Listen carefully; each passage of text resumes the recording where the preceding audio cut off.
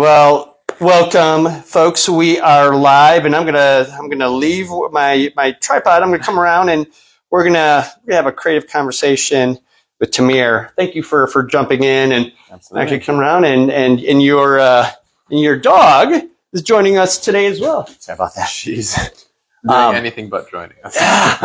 Now, you were saying that you just came from JCC and that you were with Gotti because he had a piece there. Yeah. What was that like? It was great, yeah. So Gotti is obviously one of the central hub. Curates a central hub of artists on the east side of Cleveland, and he just had a piece that he was unveiling at the JCC called My Fire, and it was really great. The reception was lovely. There was a good number of people and some nice conversations. It was great. Yeah. We appreciate you guys joining us as well. But before we start, we like to give people just a little bit of time to jump on here live. We know that the lion's share of people who watch the recorded version as well. And then we throw this up on YouTube. And so there's multiple ways that you can watch this episode. But Tuesday at 7, we're just a Facebook group and a community that gather one time a week digitally. We have conversations. We lift each other up. We promote the folks in our community, and we want to say a special thank you to Helen because we had this Tuesday open, and she's like, "Hey, I've got the perfect person," and Tamir jumped in. And when we started just here briefly talking for a few minutes, we realized that the network that we have overlaps a whole lot, and I'm really excited to explore that. If you joined us last week. We were with Slain Nemo. Slain is, and I don't know, maybe it was inappropriate for me to call him an elder, but he is an elder. And so I have to call it the way that I see it. And he is 80 plus. Whoa. And he is still a producing artist and he inspires me. But if you watched that interview last week and you shared it, your name is in this hat. And if your name is drawn, you're going to be the winner of some prints. Of Slain. And so I'm just going to have you if you just grab a name out of there, you're going to pick the winner and we'll make sure we get this artwork out to you. This one really was looking at me. So, it's looking at you? Yeah. All right. I think this is Diane Mullally. Yeah. I'll give you it. Yeah. Thank you, Diane. Diane, you've never won, but we appreciate you sharing this interview. And, one of the things that we love doing is to kind of passing out the artwork that's donated by artists, and if you guys have never joined us, and I know every week we get 500 1,000 people who have never clicked in before. The very bottom of your screen, the very bottom left hand side of your screen, there's an arrow. If you've never pressed that arrow, it's a share button. When you press it, Facebook will prompt you as to what to do next. You could share it to a specific friend because this interview is going to speak to a specific friend, but most people will share it to their Facebook group, their friend list, or they'll kind of snipe it out to a particular group. And when you share it, we know it. And next week, when we meet next, we're going to go ahead and draw a winner. And if your name is drawn, you'll get a piece, you'll get a nice print of your work. And you said to me, this is one of your more popular pieces. Let's I'll move this over. So tell us about this piece. I'll pull it up here. Yeah. So this piece here, I call it Poseidon's Throne. Mm-hmm. And here, let me find to back up. Yeah.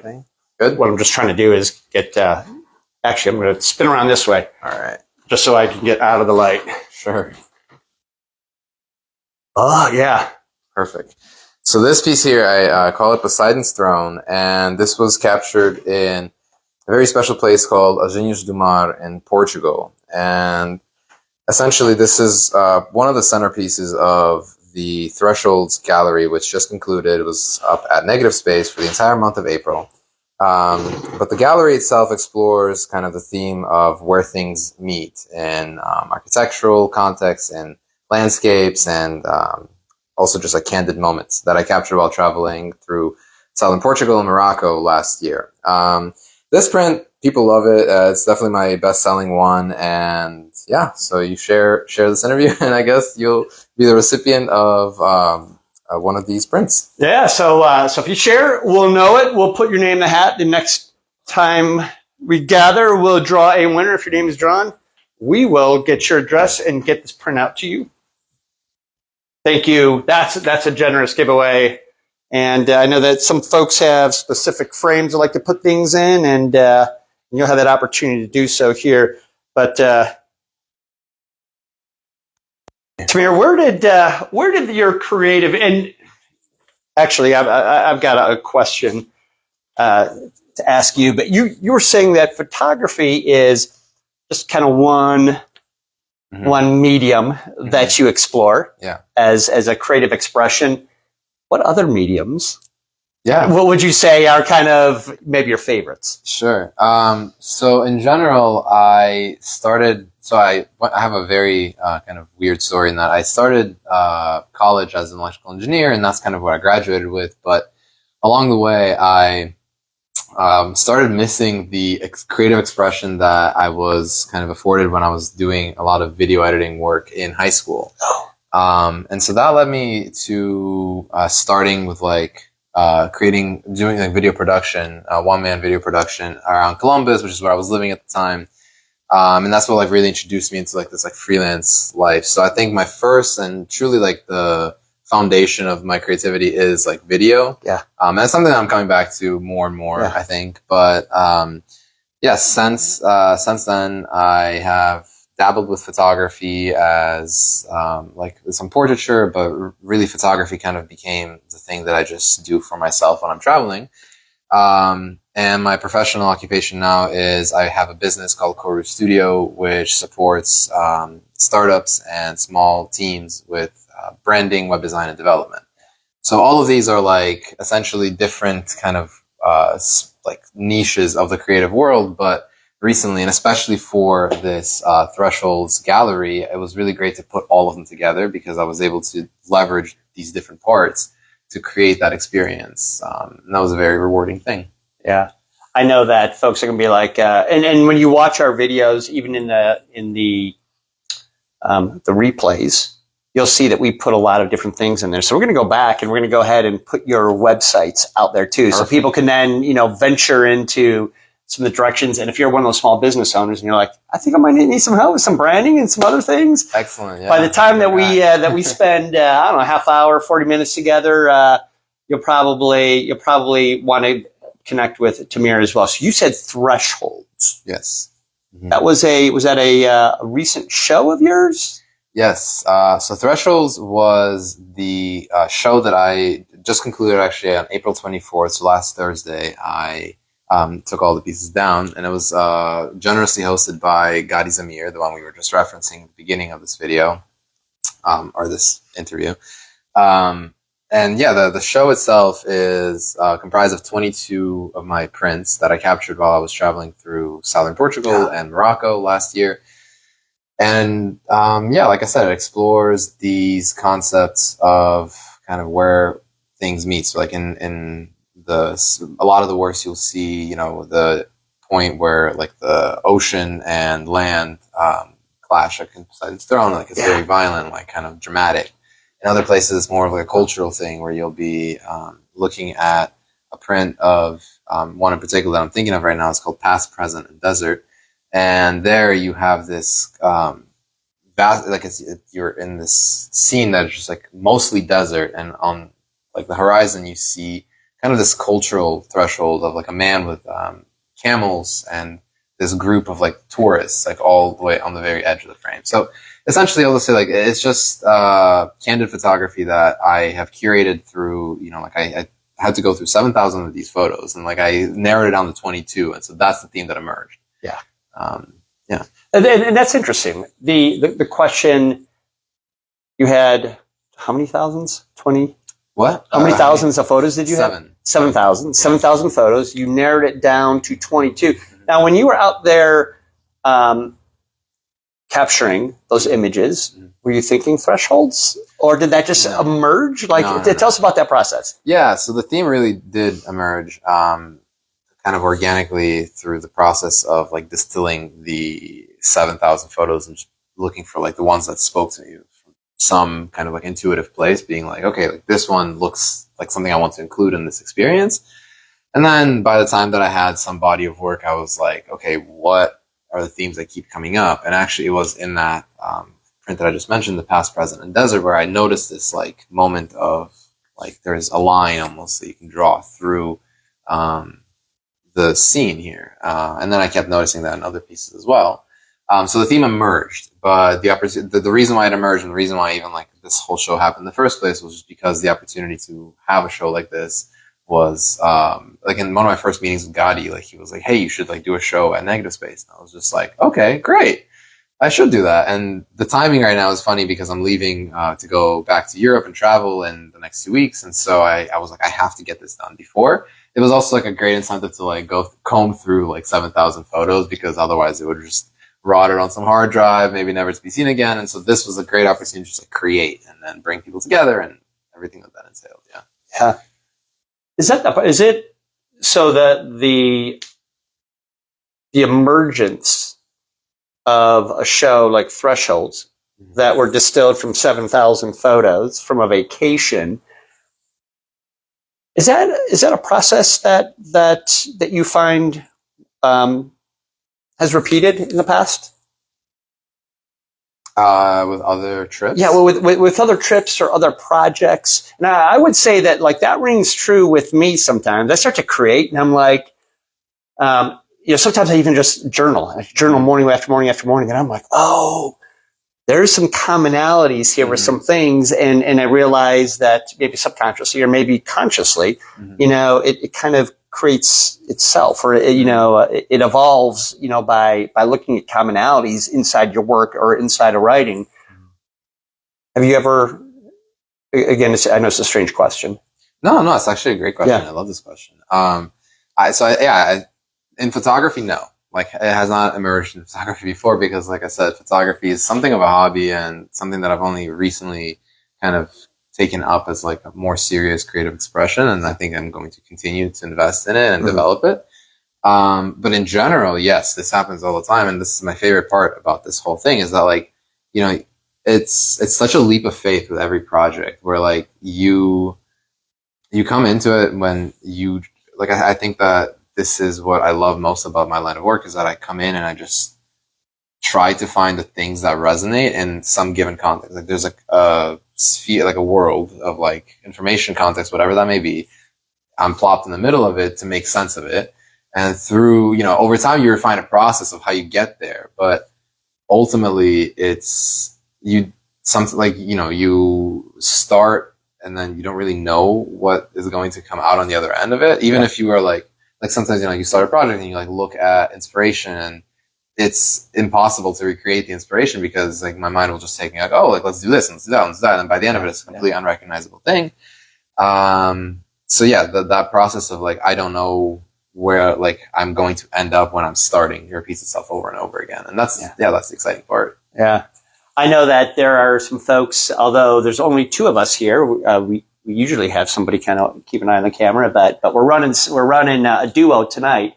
If you have any questions, feel free to just list those out. Facebook gives us the opportunity to respond to those for 30 days. And I know there's going to be some questions here. You've been freelancing. You're part of one of the things that you do is help people with branding. Mm-hmm. Is it a similar process? If somebody sits down, and I know we've got a lot of artists out here that are, depending upon art, to help make a living. Some of them are like, it's kind of a side passion, but I think what a lot of folks have in common, they're just like, I just need help with branding. Mm-hmm. So if somebody comes to you and says, all right, I'm a newer artist, and maybe I'm, in my 20s out of college, maybe I'm 60s and I'm trying to start a studio or a business or create a show. Mm-hmm. What does that look like? Insofar as just determining your own brand. Yeah. If somebody comes up to you and they're just like, I just don't know where to start. Maybe they have 7,000 photos and they're like, I need, Yeah. So I think that what helps me insofar as like thinking about what the purpose of a brand is okay. So your art or your business or whatever that may be is the message. Like there's a message that you are trying to get into the world. The role of branding, because branding oftentimes gets this misrepresentation where it's just perceived to be the visual, like, okay, I need the like I need to see what my brand looks like, or I need to have some consistent elements that represent my brand. And this is true. Like visual identity is a part of branding, but ultimately branding as a whole is about making that message easier to receive for like the intended audience. Like it's like, how do you cultivate resonance in your intended audience using these elements, be that, you know, typography, be that like some shapes, the colors, whatever the intended message is, like these elements, they help to amplify that. So the first thing that you need to do is, one, know who your audience is. Like, who are you really trying to resonate with? Two, what is your message? That's what, like, you know, the everything else that comes after. And with informed with these two kind of pillars, you can start to seek out, you know, to go on some like something like Pinterest or some place where there is a mixed bag of different I don't know, elements and things, and just see what resonates. Yeah. Like, see what resonates, put them all in one place, and then again, look for patterns. Like, patterns will emerge.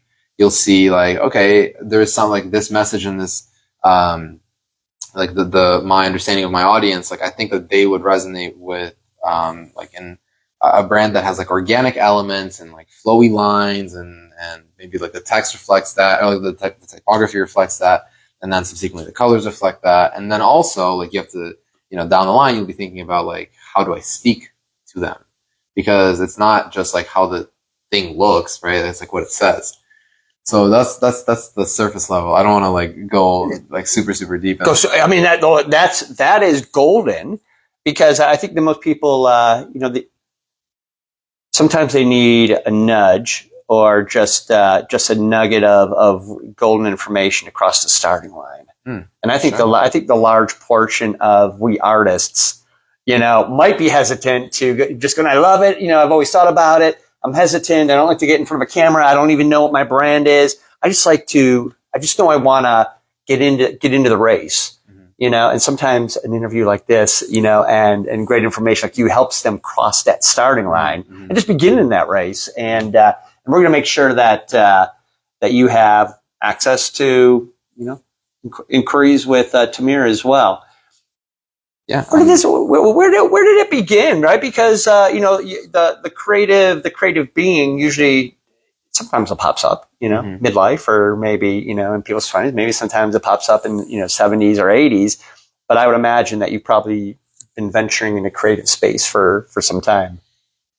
You know, I think like besides the standard like outlets for creativity that were afforded to me with like, you know, like art in high school and like just like these kinds of like classes that are pretty par for the course, I would say that the earliest point that I can think of with my creativity was Mr.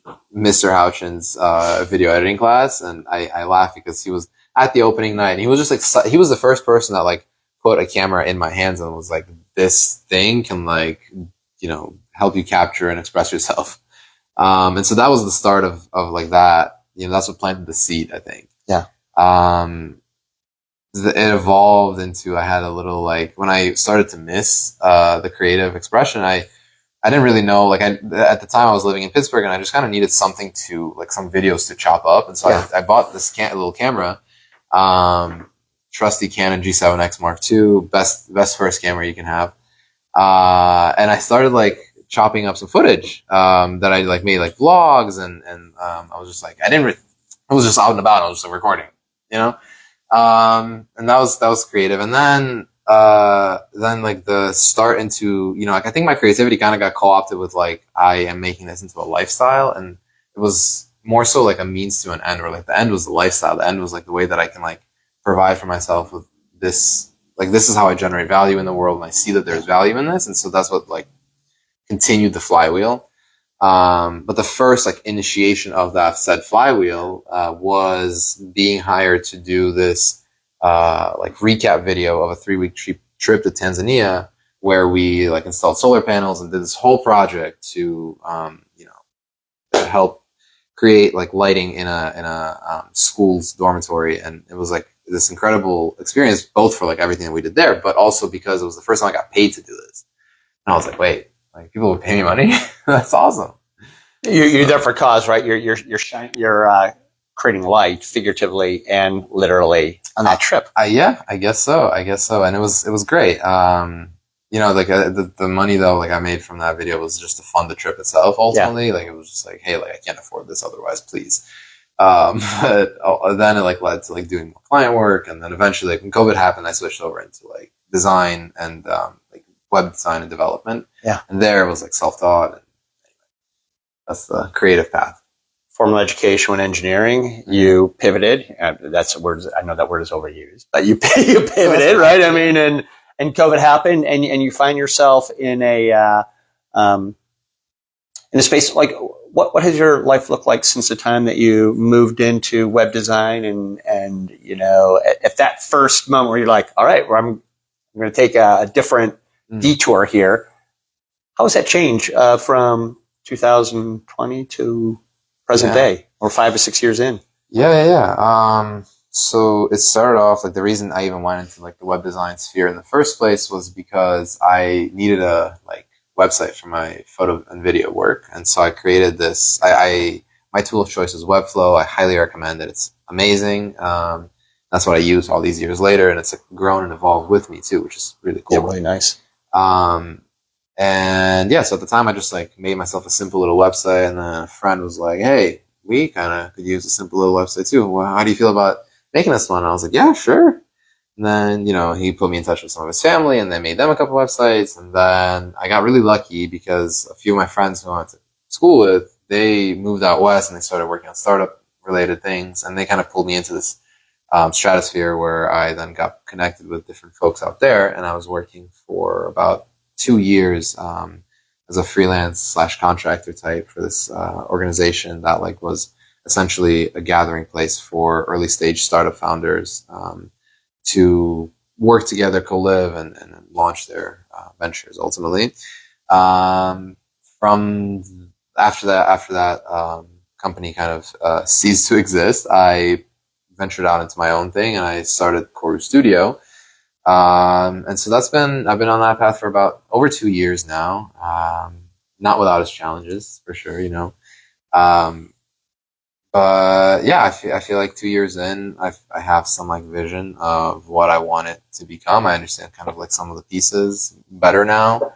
I definitely feel like I've, like I mentioned, when we were talking about earlier in our conversation, the like where you start versus where you end, and like the part in between has become a little bit clearer.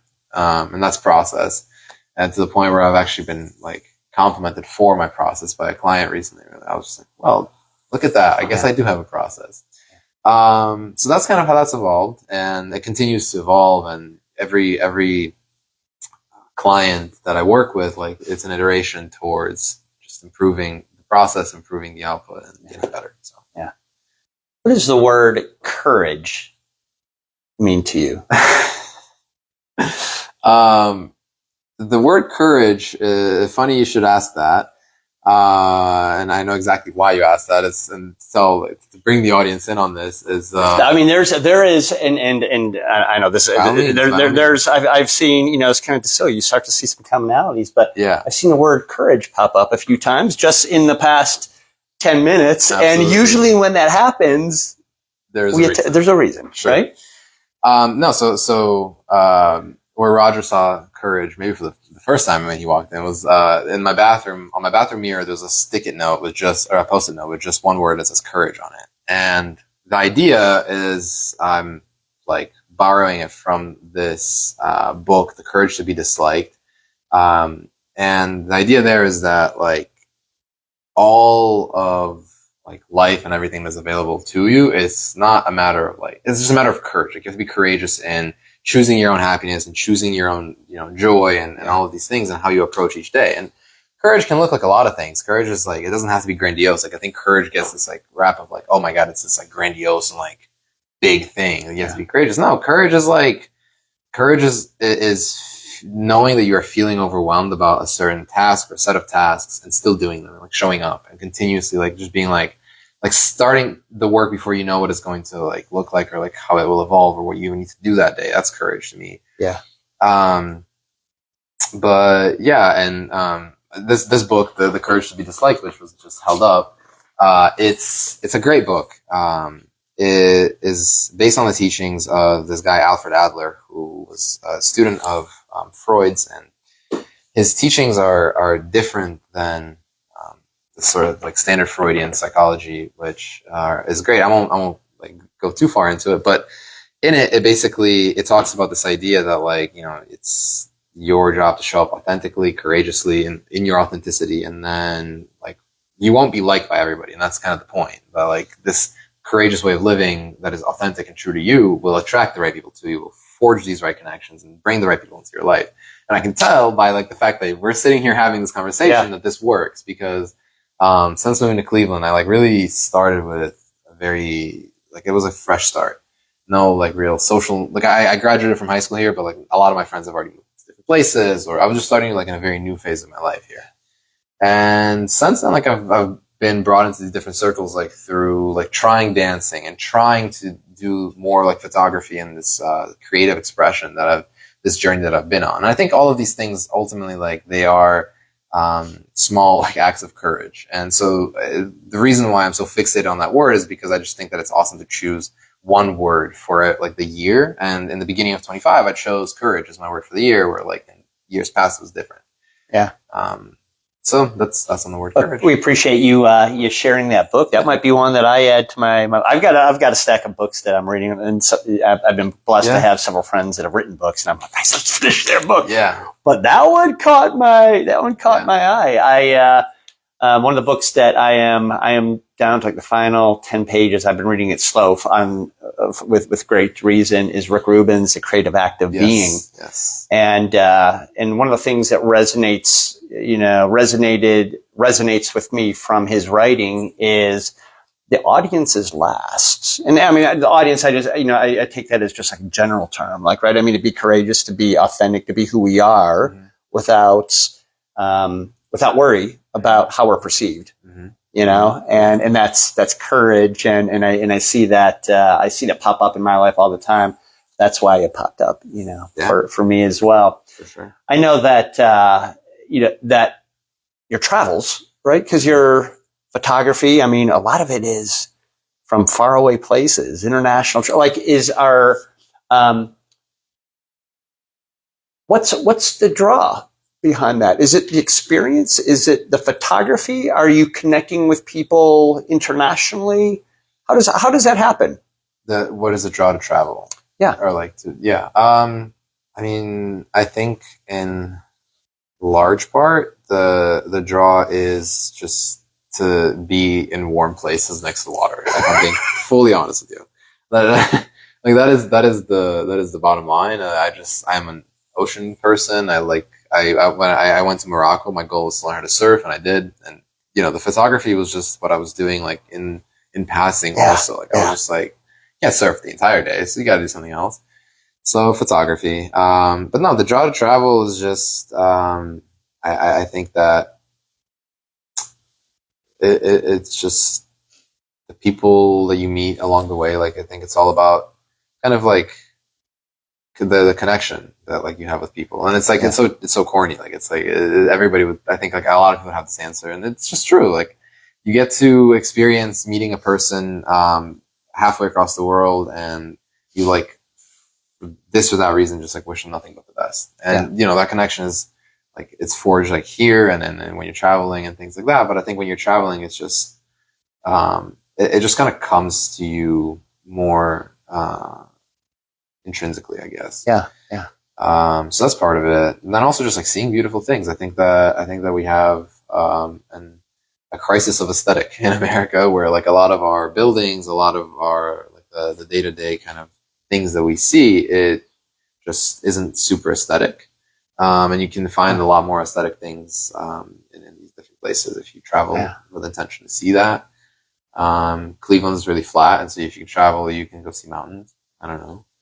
That's it's as simple as that. Yeah, I mean, I tell you what, I mean, that's a great answer. Is I like water, and I travel, and while I travel, I'm going to experience people and experience, different landscapes and different cities and beauty. Yeah, and to that end, I'm very blessed that the lifestyle that I live is allows for remote work, and therefore, like when I travel, I prefer sort of slow travel where I get to a place and I stay there for a few months at a time, and that just kind of I don't know. I grew up as an immigrant here in this country, and like kind of like reliving that experience of like intentionally this time to like see other people's lives a little bit at a time, just like experience like what people's commutes look like, or like what their worries are in this place, and how they perceive themselves with respect to these things. You don't really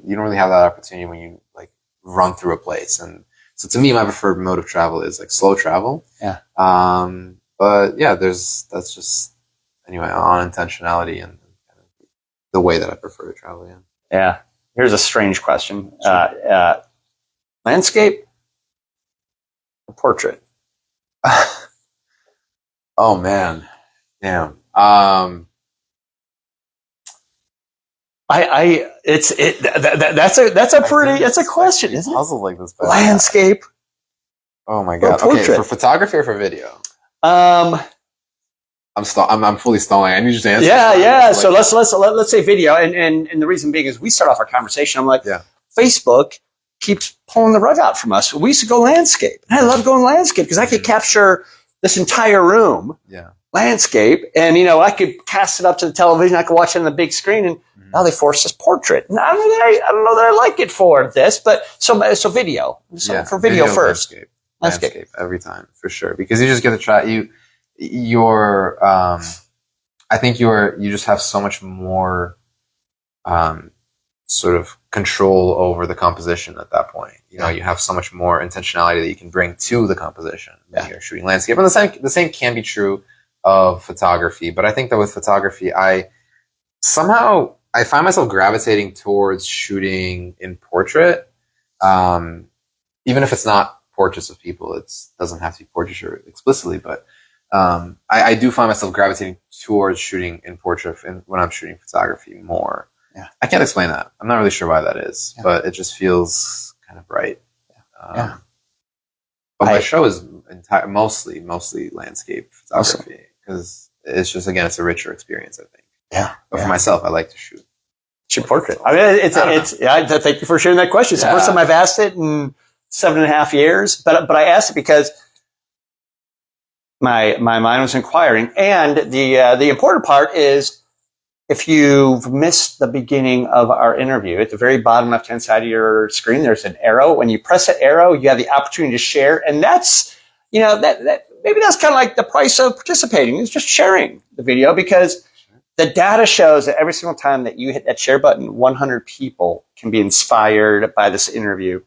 But we just don't ask you to share it. If you without a possible and a great opportunity to win something, but when you hit that share button, your name is put in a drawing, and the next time we gather, like it's next Tuesday, I believe, we'll be back together. The name that is drawn gets a piece of landscape work of yours too. Yes, absolutely.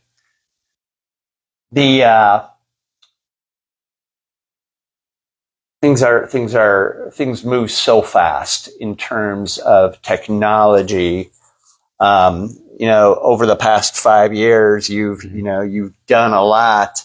What does 2025, 2026 look like? Or are you sometimes like me, kind of like venture out to go, I don't know, I'm just going to keep going?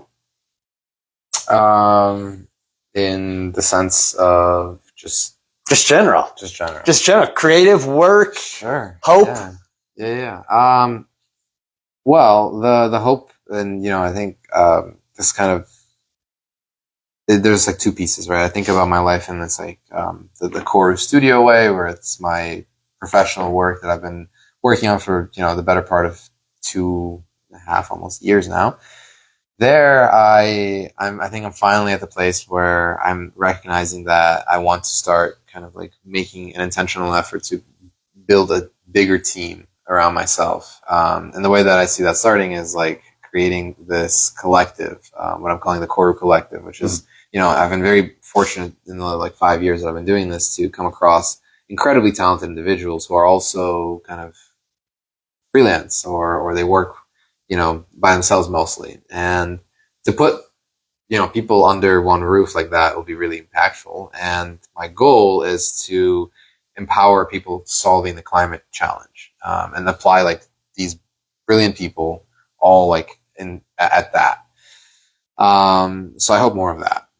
I've been attending. I've been kind of like inserting myself more into the conversation around climate and the people working in that space. Traveling to New York for a couple conferences and things, and specifically this. And it's been very great to connect with these people because I feel energized by that. And that's a surefire sign that like you are on the right path.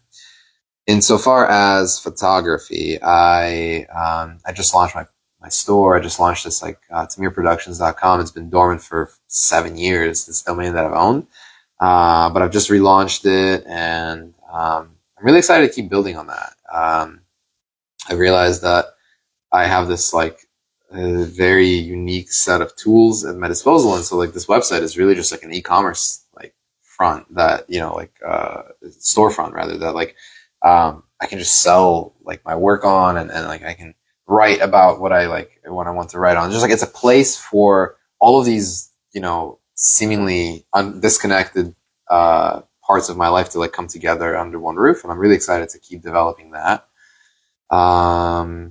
And yeah, like I said in the beginning of this interview, is that I'm slowly coming back to video, because I just think that it's like truly my first love in this creative world. I'm excited to be out in the world again, capturing more video and sharing. There's a very specific style that I like, where it's just like sharing intentionally composed still frames of like dynamic scene, whether it's people or like the ocean or other things like that. So I have this particular style of video in mind that I want to start capturing more of and creating around. Yeah, I don't know. I hope to come back to Cleveland in like the fall for some time. But I don't know. For those of us that want to watch your progress, right? Yeah. And I would imagine that your work appears on different platforms. Mm-hmm. So we talk about Tamir Productions, and we'll go ahead and make sure that those websites and those the opportunities to connect with your work or to watch your journey are here in this interview. Yeah. But where's your stuff? Where's your stuff? Where do we watch you? I would imagine maybe it's more than one place. So for the time being, I'm focusing on Instagram for like the creative journey. I'm focusing really on Instagram just as to figure out that part, just like have like, I don't want to spread myself thin. I'm just going to figure out Instagram. In the past, I do think I have a soft spot for YouTube, and I do intend to continue to make like long form videos. But those ones just take more time, and I'm not quite there yet. So for the time being, Instagram is my answer, and it's just my name, Tamir_Yankevich, and you can find, the gallery that I hosted at Gadi's Negative Space was actually a project that I set up in 3 weeks. Like it was this 3-week sprint to get this first gallery ready. And so part of the reason I wanted to do it on this timeline is because I'm leaving, but the other part was because I just wanted to have a really strong storyline. Yeah. So I'm excited to get back to telling that story and sharing kind of how this all came together, and the different steps along the way that I kind of undertook, and like my different reasonings for this step or that step, and like what that led to. And ultimately then, just like sharing what it ultimately like looks like, which was a beautiful night.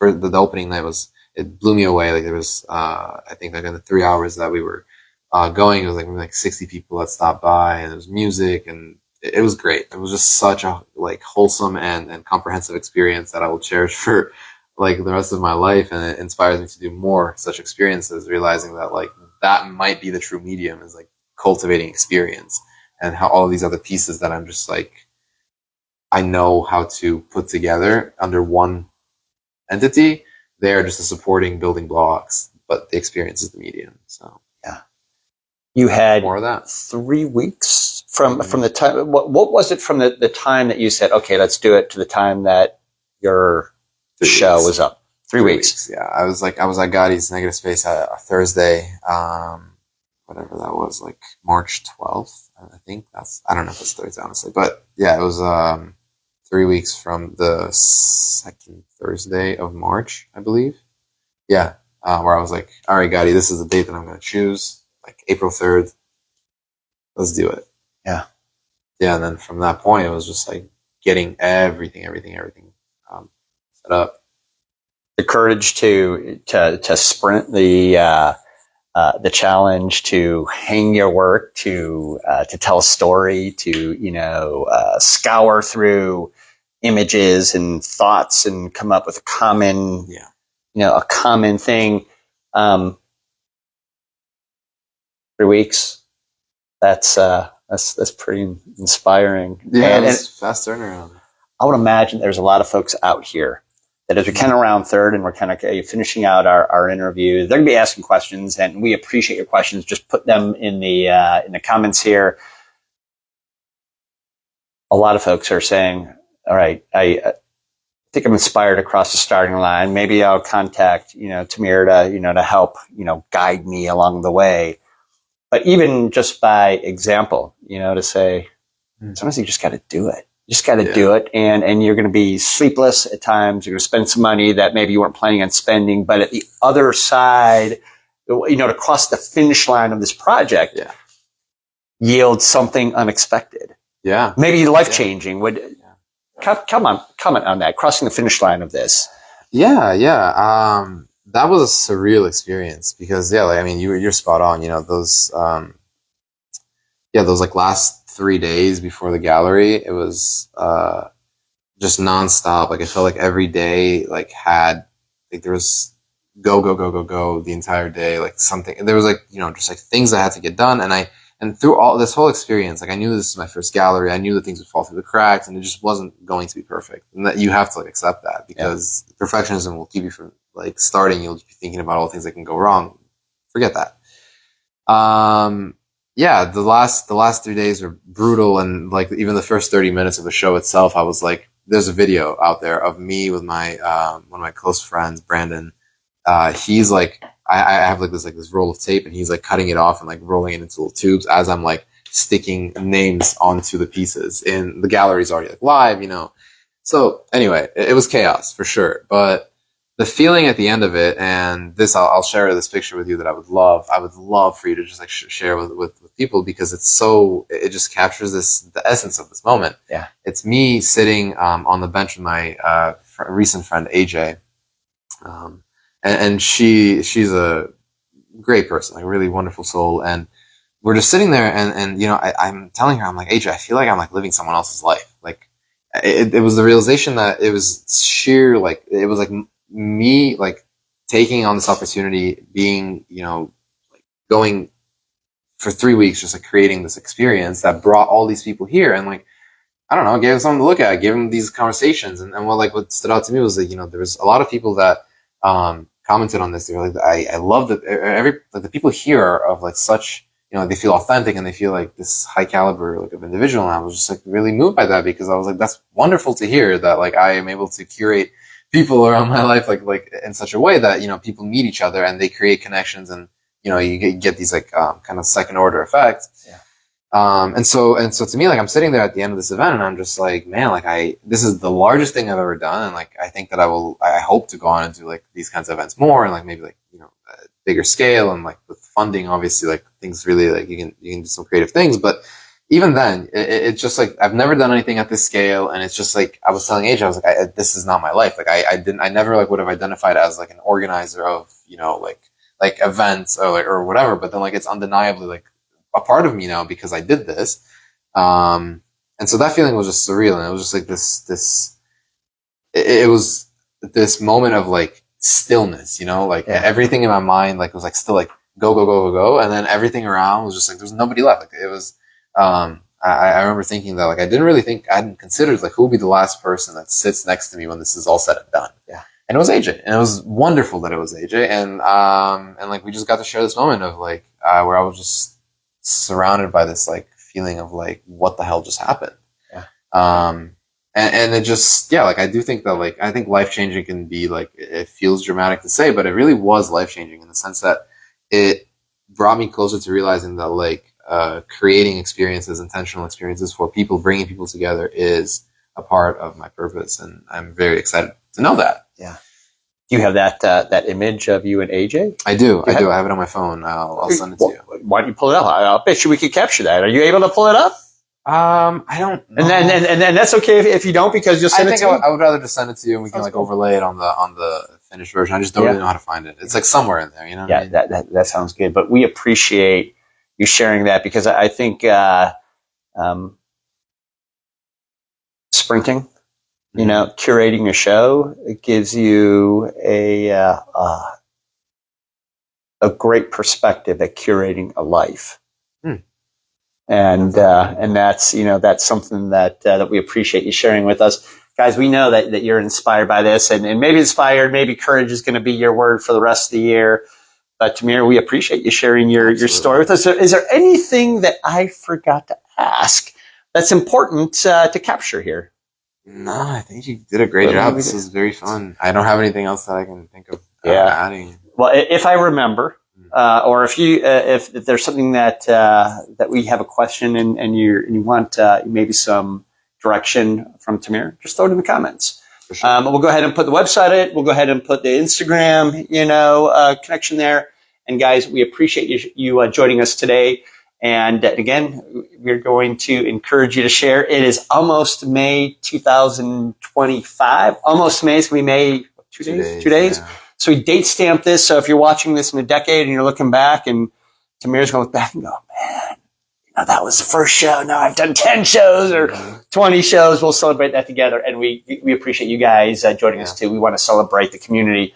Thank you, Helen, for connecting us. Thank you, Gotti, for giving many artists, myself, Tamir, the opportunity to show down at Negative Space. You inspire many, and thank you for sharing your story as well. Absolutely. I appreciate it.